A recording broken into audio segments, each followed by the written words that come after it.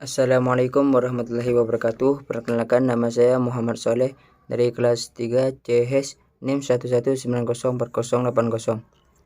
Di sini saya mempunyai tugas UAS usul fikih, yakni mengeresum usul fikih 2. Yang pertama yakni pengertian mushtarakat. Mushtarakat yakni berasal dari kata yang bermakna berserikat, bersekutu, dan bercampur.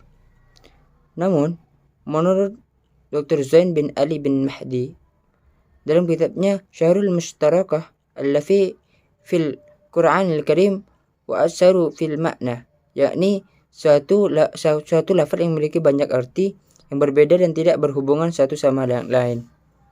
Jadi, dari pengertian tersebut dapat dipahami bahwa al-mushtarakat adalah setiap kata yang ada dalam Al-Quran yang memiliki banyak makna yang beragam, dan diantaranya makna yang ada itu tidak ada berhubungan. Selanjutnya, penyebab terjadinya mushtarakat. Yang pertama, perbedaan suku Arab dalam menerapkan dan menggunakan lafaz bahasa. Terkadang suatu suku menggunakan lafaz tertentu untuk masa tertentu, sementara suku yang lain menggunakan lafaz yang sama namun dengan makna yang berbeda. Yang kedua, lafaz yang dipakai sesuatu dengan makna terhadap lafaz, namun terkadang lafaz tersebut digunakan sebagai ungkapan metafora. Dari sini lafaz memiliki dua makna. Yang pertama, makna yang sebenarnya, dan makna metafora. Yang ketiga, suatu lafaz memang memiliki makna ganda, dan keduanya adalah makna yang sesungguhnya atau yang hakiki. Dan yang keempat, yakni lafaz secara bahasa memiliki makna tertentu, namun syariat merubah makna lafaz sehingga memiliki makna yang berbeda. Contoh di sini contoh al-mushtarakah, yakni seperti lafaz asyara, yakni mobil, ad-darajah, sepeda, dan lafaz al-musyarah, yakni kesenangan. Lafaz itu dibuat untuk satu makna, kemudian lafaz itu dibentuk untuk makna dalam istilah syarat atau undang-undang, seperti lafaz as-salat, yakni salat, sembahyang, dan lafaz ad-daf'u atau penolakan. Pengertian selanjutnya yakni tentang am. Al-am yakni secara etimologi bermakna merata. Sedangkan secara terminologi yakni al-am adalah lafaz yang diciptakan untuk pengertian sesuai dengan pengertian tiap lafaz itu sendiri tanpa dibatasi dengan jumlah tertentu. Lafaz am ini menurut kepada bentuk dari suatu lafaz. Di dalamnya lafaz itu tersimpul yang sesuai dengan lafaz itu. Makna yang dimaksud dalam al-am di sini yakni suatu lafaz yang dipergunakan untuk menunjukkan suatu makna yang pantas dimasukkan pada makna dengan mengucapkan sekali ucapan saja. Seperti katakan ar-rijal. Makna lafaz ini meliputi semua laki-laki. Yang kedua, macam-macam al-am. Macam-macam al-am di sini yang pertama yakni al-am yang tetap dalam keumumannya, atau al-am al-baqi al-umumi, seperti rizqallahi ala illa al-ardi fi dabatin miwama, yang artinya, dan tidak ada satu binatang melata pun di bumi melainkan Allah lah yang memberi rezekinya. Surah Al-Hud ayat 6. Macam-macam kedua yakni al-am al-murad bihi al-khusus, yakni al-am yang dibarengi dengan qarinah yang dapat menjadikan ketetapan al-am kepada keumumannya, seperti sabilan ilaihi istata'a man al-bai'a hijjan nasi 'ala Allah wallah. yang artinya mengerjakan haji ke Baitullah adalah kewajiban manusia terhadap Allah. Materi selanjutnya yakni tentang al-hajj. Al-hajj di dalam Abdul Karim Al-Zain dalam kitabnya Al-Wajiz menjelaskan bahwa al-hajj yakni menyendiri terpisah, namun secara terminologi lafaz tersebut yakni lafaz yang ditetapkan untuk menunjukkan makna perseorangan atau per individu secara menyendiri. Yang kedua, hukum al-khas. Hukum al-khas menunjukkan suatu makna secara qat'i atau pasti, bukan bersifat zanni atau prasangka. Selama ada yang tidak adil yang memalingkan ke makna yang lain. Yang ketiga yakni macam-macam al-khas. Macam-macam al-khas terdiri dari 4. Yang pertama al-mutlaq, kedua muqayyad, ketiga al-amr, dan keempat nahyu. Al-mutlaq, yang pertama al-mutlaq. Mutlaq yakni adalah sesuatu yang menunjukkan suatu hakikat tanpa adanya batasan. Seperti Allah berfirman dalam surah Al-Mujadilah yang berbunyi yang artinya maka wajib atasnya memerdekakan seorang budak sebelum kedua suami istri itu bercampur. Yang kedua, hukum mutlak. Yang kedua, muqayyad. Muqayyad ialah apa-apa yang menunjukkan suatu esensi yang dibatasi dengan sifat, keadaan, khayan, dan syarat. Seperti contoh, mu'minatan rukabatin fatahriru. Artinya maka hendaklah ia memerdekakan seorang hamba sahaya yang seiman. Yang ketiga, macam-macamnya yakni al-amr.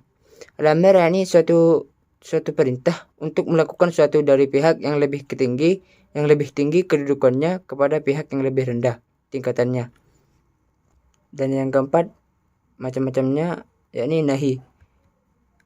Nahi di sini yakni larangan melakukan suatu perbuatan dari pihak yang lebih tinggi kedudukannya kepada pihak yang lebih rendah tingkatnya dengan kalimat yang menunjukkan atas hal lain.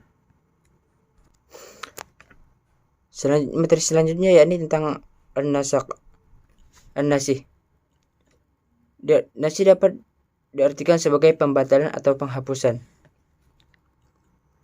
Namun, menurut istilah usul fikih di sini yakni membatalkan pelaksanaan hukum syara yang dengan dalil yang datangnya kemudian yang membatalkan itu secara jelas, tahu yang terkandung keseluruhan atau sebagian sesuai dengan tuntutan kemaslahatan. Syarat an-nas yang pertama yakni hukum yang mansukh adalah hukum syara. Yang kedua, dalil menghapuskan hukum tersebut adalah kitab syar'i yang datang lebih kemudian dari dalam kitab yang hukumnya mansukh. Yang ketiga, hitbah yang masuk hukumnya yang tidak terikat dan waktu tertentu. Sebab jika tidak demikian, makna hukum yang berakhir waktu tersebut dan tidak dinamakan al-nas. C. Sedangkan macam-macamnya nasak. Yang pertama, nasak yang tidak ada gantinya. Yang kedua, nasak yang ada penggantinya. Yang ketiga, nasak bacaan dari satu ayat namun hukumnya tetap berlaku. Yang keempat, nasak hukum ayat namun teksnya masih ada. Yang kelima, nasak hukum dan bacaan ayatnya sekaligus. Dan yang keenam, terjadinya penambahan hukum dari hukum yang pertama. Materi selanjutnya yakni tentang maqasid. Maqasid dalam bahasa Arab yakni maksud, dan maksud berasal dari kata al-qasd, maqasid yang adalah kata yang menunjukkan banyak jamak, mufradnya maqsad yang berarti tujuan atau target. Namun secara istilah maqasid yakni menegaskan bahwa berdasarkan kepada hikmah dan masalah untuk manusia baik di dunia maupun di akhirat. Yang kedua, dasar maqasid. Dasar-dasarnya terdapat 5 pokok, yakni menjaga agama, jiwa, akal, keturunan, dan harta. Setiap hukum atau aturan yang mengandung 5 prinsip maka dinamakan maslahat. Setiap keputusan yang mengabaikan dan justru menafikan kelima dasar di atas berarti mafsadah. Yang ketiga, pembagian maqasid secara syar'i. Yang pertama yakni qasdu asyari fi wad'i asyari'ah, yakni tujuan Allah dalam menetapkan syariat. Yang kedua, qad'u asyari fi wad'i asyari' lil ifham, yakni tujuan Allah dalam menetapkan syariat ini adalah agar dapat dipahami.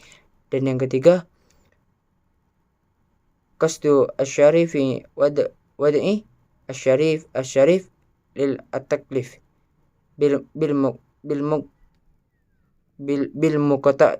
muqattah, yakni tujuan Allah dalam menetapkan syariat agar dapat dilaksanakan.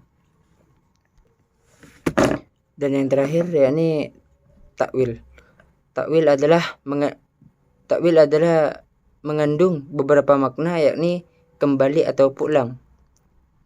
Seperti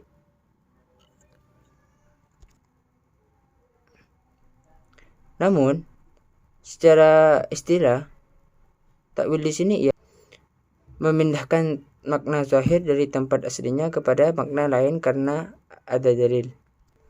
Namun takwil menurut usul fikih di sini adalah sebuah upaya memahami maksud lafaz zahir dari sebuah teks yang mengandung makna lain dan cara membalingkan zahirnya dengan berdasarkan dalil untuk menguatkannya. Dan yang kedua yakni syarat-syarat dalam mentakwilkan. Syarat yang paling penting dalam takwil yakni makna lafaz muawwal adalah maksud makna yang memang terkandung oleh lafaz itu sendiri dan ditunjukkan dengan suatu dalalahnya baik secara verbal maupun konseptual, dan dalam waktu yang sama harus sesuai dengan makna asal peratakan bahasa, kebiasaan, dan syarak. Macam-macam takwil. Takwil secara garis besar yakni terbagi 2 macam. Yang pertama, takwil Al-Quran dan hadis Nabi yang diduga mengandung bentuk penyamaan sifat Tuhan dengan apa yang berlaku di kalangan manusia. Padahal kita mengetahui bahwa Allah tidak ada yang menyamainya.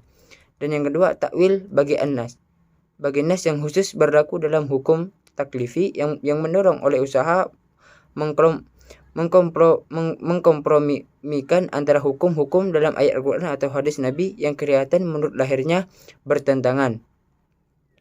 Dengan cara takwil yang bertujuan mendekatkan ini, kedua dalil yang kelihatan berbeda dapat diamalkan sekaligus dapat merangka mengamalkan prinsip mengamalkan 2 dalil yang bertentangan lebih baik daripada membuat keduanya satu di antaranya.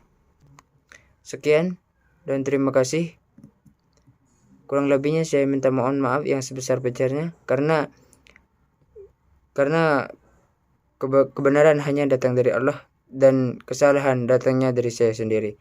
Akhirul kalam, assalamualaikum warahmatullahi wabarakatuh.